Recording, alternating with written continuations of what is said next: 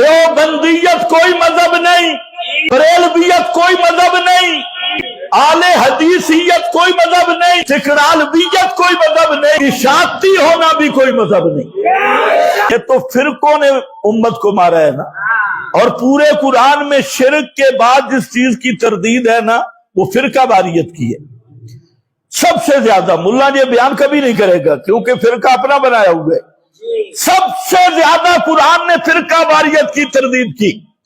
ان الذین فرقوا دینہم وکانوا شیعا لست منہم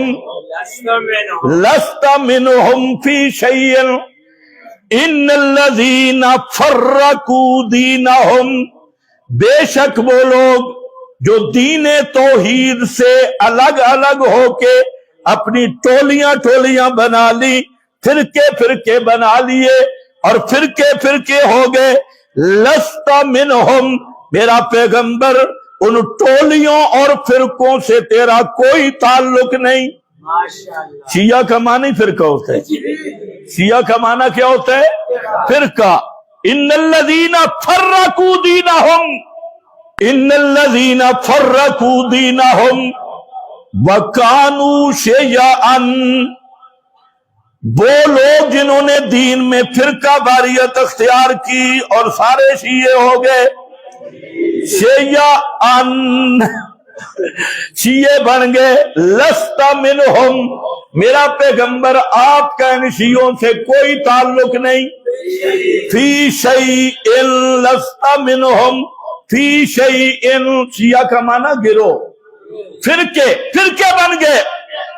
اور فرمایا لا تطعن اقیم الدین، ہر نبی نے دعوت دی ان اقیم الدین، اور لوگوں دین کو قائم رکھنا، بلا تتفرقوا فیہ، اس میں فرقہ واریت نہ کرنا، دین سے الگ نہ ہونا۔ اور فرمایا واعتصموا بحبل اللہ جمیعا ولا تفرقوا، ولا تفرقوا۔ اسلام میں شرک کے بعد سب سے بڑی مذمت فرقہ بازی کی ہے، اور آج امت فرقوں میں تقسیم ہو چکی ہے، الگ الگ فرقے، اور فرقہ بنتا ہے عقیدے کی بنا پر۔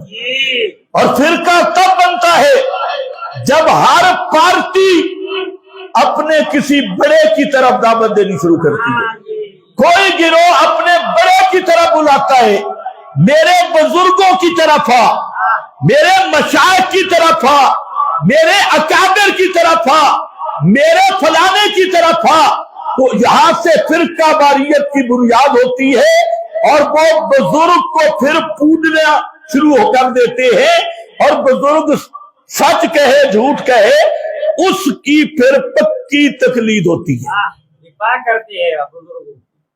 پھر اگر بزرگ شلوار ہی اتار دینا تو کیا کہتے ہیں کوئی راز ہوگا، تمہیں پتہ نہیں ایک کوئی راز تھی بزرگ کھڑے، تو یہاں فرقہ واریت کی بنیاد ہے۔